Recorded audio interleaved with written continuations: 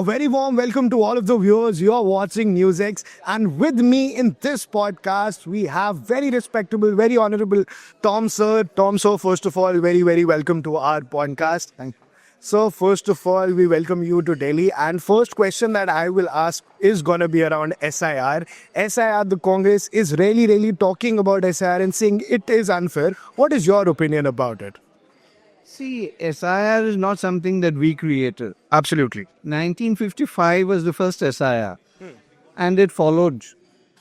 There were times when Congress postponed it for whatever reasons. That was the emergency period and other issues. We, democratic country, needs to have a voter list, which is, I use the word pure, Absolutely. consistent of Indian citizens. Hey.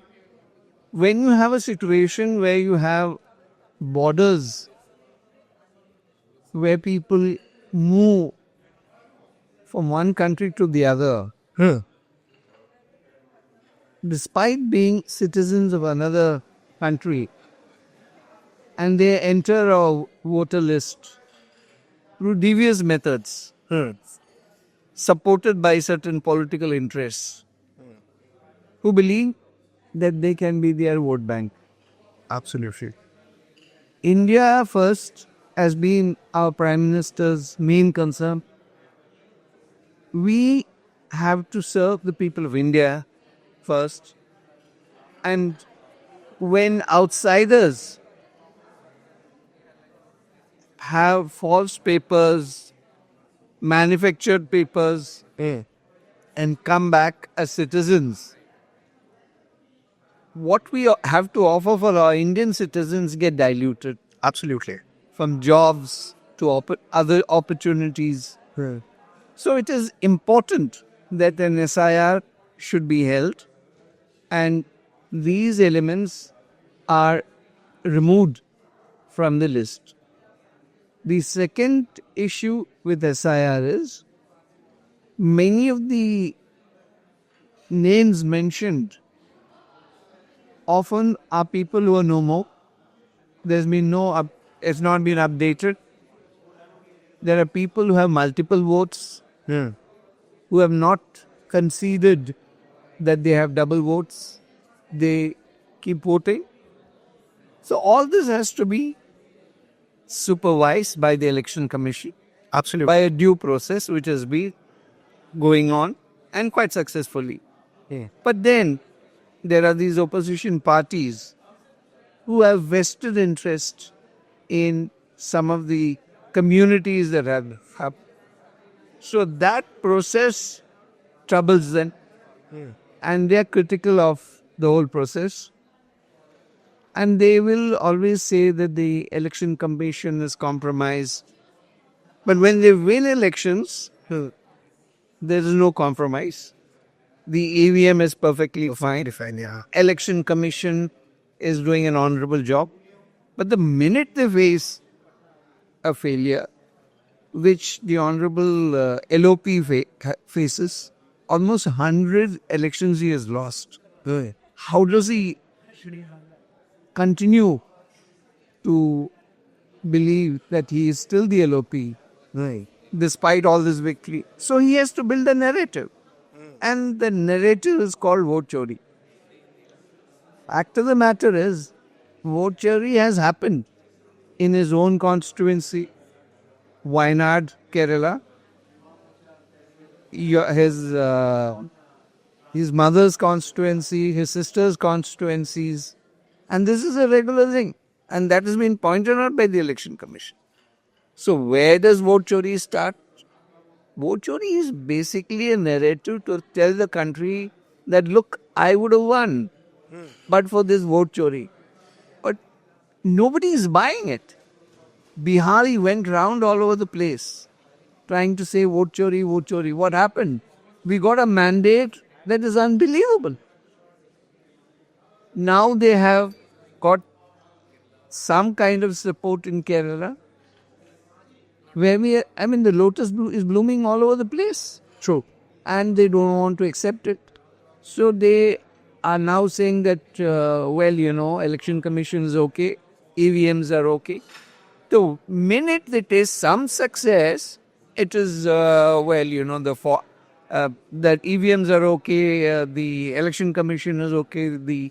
Now, for the example of the issue that has come in the Supreme Court, they're very happy that they've been, approved wrong. That was just a technical issue that has been raised. They have not been off. Then they are all praises for Supreme Court. Otherwise, Supreme Court stands compromise, your elections commission, EVMs. Now it's the turn of the Indian Army. They want the Indian Army to be disbanded. Have you heard of a thing like this? Which country or which citizen of India would accept the Indian Army to be disbanded? And this is none other than the LOP talking. And there is this former Maharashtra CM making the weirdest statements I ever heard. I would like to draw your attention to another fact. This Prithviraj Chauhan, who was the Chief Minister of Maharashtra, in an accident in Gujarat, when there was almost an air crash of the helicopter, he fell on his head.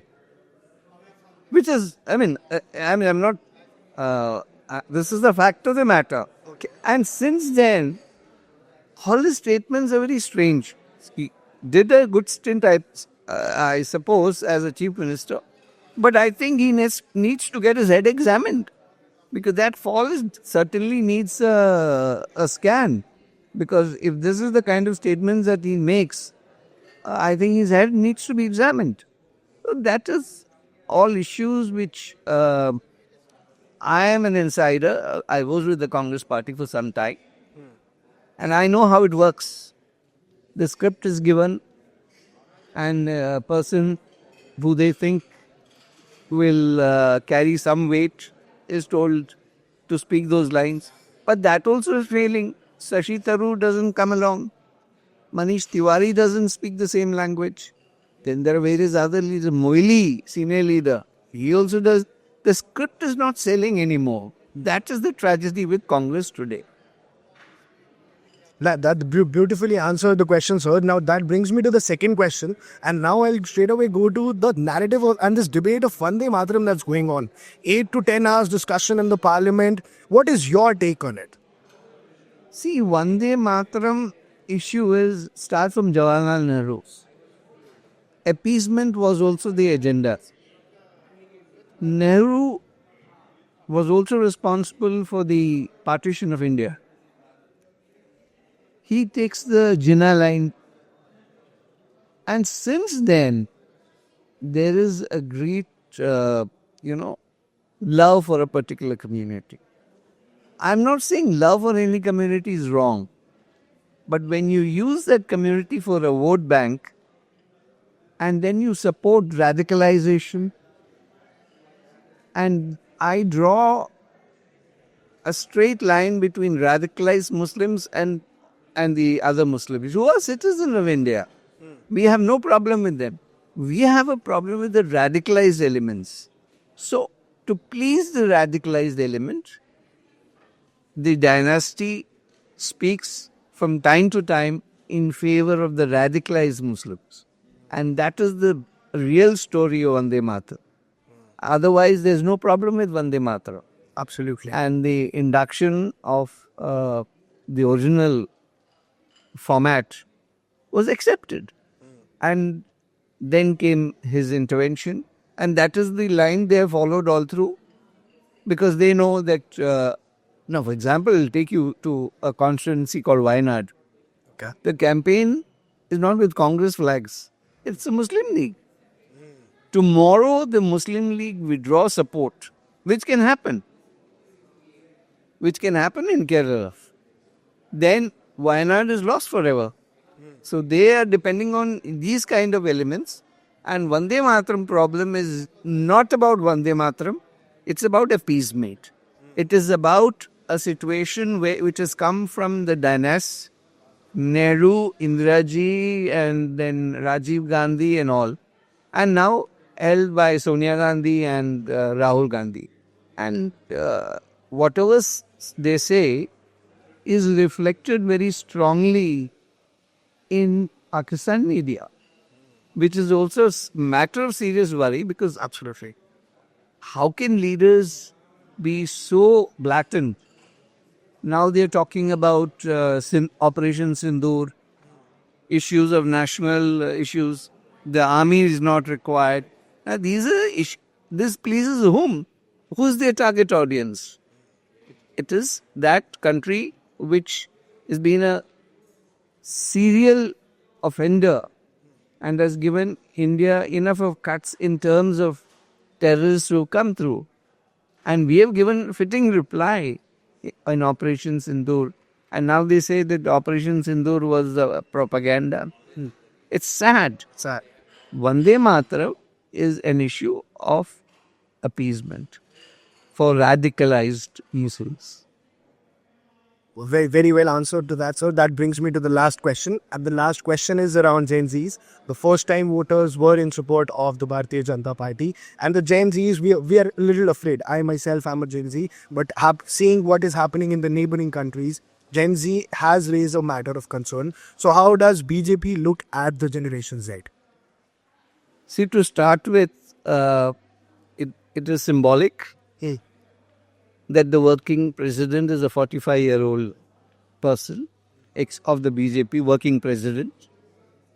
It's a message across the country that we do not go by dynasties. We pick up people. Competence is our criterion. This is our criterion. And India is not Sri Lanka, Bangladesh, or Nepal. Our generation next is aspirational. And when they know that India is the fastest growing economy in the world, Absolutely. all aspirations will be met. So they have better things to do in life than listen to Rahul Gandhi. And I mean, he's not able to get the youth in his backyard to vote for him. Sorry to say this, because you need certain vision, a development agenda.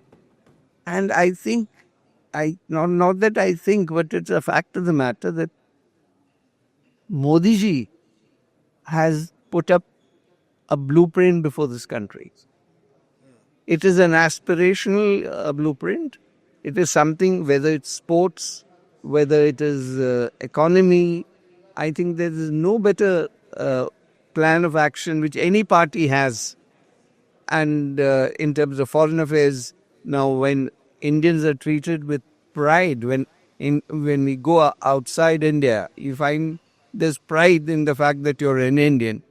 And so these are things that have been happening. So Generation Z is an intelligent lot, and this is India, and this is a country which cannot be taken for a ride by this generation next, because they have everything that they need in this country.